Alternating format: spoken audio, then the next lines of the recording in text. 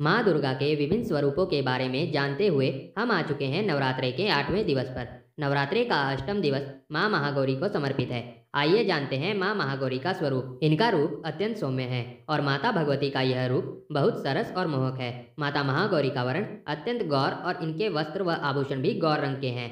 माता महागौरी बैल की सवारी करती है और इनकी 4 भुजाएं हैं। माँ महागौरी की दाहिनी भुजा में अभय मुद्रा और त्रिशूल धारण करती है तथा अपनी बाएं भुजा में डमरू और वर मुद्रा धारण करती है। इनकी मुद्रा अत्यंत शांत है। इनकी उपासना से भक्तों के सभी कष्ट दूर हो जाते हैं। आइए अब जानते हैं माता महागौरी की पूजा विधि। महाअष्टमी के दिन साधक सुबह जल्दी उठकर स्नान ध्यान करे और फिर एक लकड़ी की चौकी स्थापित करे और उस पर लाल वस्त्र बिछाए। इसके बाद माता की मूर्ति या तस्वीर स्थापित करे और मूर्ति पर सिंदूर और अक्षत अर्पित करे। इसके बाद घर में स्थापित कलश और अखंड ज्योति की पूजा करे। फिर माता की पूजा गंध, पुष्प, धूप, दीप इत्यादि से करे। माता महागौरी को मोगरा पुष्प अत्यंत प्रिय है और उन्हें लाल और गुलाबी रंग भी प्रिय है। इसलिए हो सके तो माता को मोगरे के फूलों से बनी माला अर्पित करें और पूजा के समय साधक लाल या गुलाबी रंग का वस्त्र धारण करे।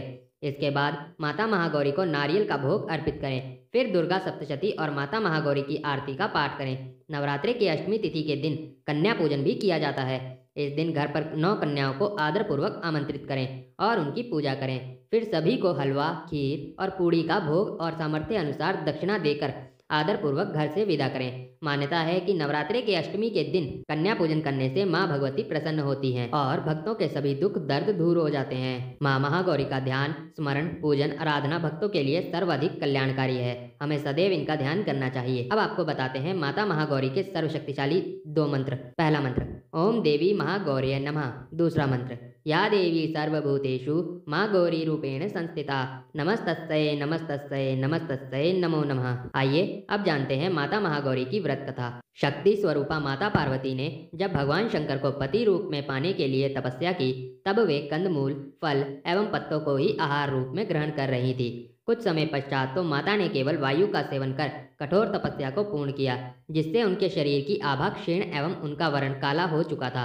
अंत में माँ की कठोर तपस्या से प्रसन्न होकर जब भगवान शिव जी ने गंगा की पवित्र जलधारा का जल माँ के ऊपर प्रवाहित किया, तो वे विद्युत प्रभा के समरूप अतिशय कांतिवान हो गई और गौर वर्ण से सुशोभित दिखाई दी। तभी से आदि शक्ति महागौरी के रूप में प्रसिद्ध हुई। नवरात्रि के अष्टम दिवस माँ की आराधना से साधक के अनेकों पाप क्षय हो जाते हैं। माँ की आराधना से वे सत्मार्ग की ओर चलने को प्रेरित हो जाते हैं। अतः जीवन में किसी भी लक्ष्य की प्राप्ति के लिए कठिन साधना आवश्यक है, पर माँ का आशीर्वाद एवं कृपा प्राप्ति साधक को अपने लक्ष्य की ओर शीघ्रता से ले जा सकता है। इसलिए पूर्ण भक्ति भाव से माँ महागौरी का ध्यान करें। तो दोस्तों, आशा करता हूँ आप सभी को माता महागौरी से जुड़ा यह वीडियो पसंद आया होगा। इसलिए कमेंट में माता महागौरी का जयकारा जरूर लगाएं। वीडियो को लाइक करें तथा वीडियो को अपने प्रियजनों के साथ शेयर करें और ऐसी ही अन्य जानकारियों के लिए हमारे चैनल को सब्सक्राइब करें। धन्यवाद।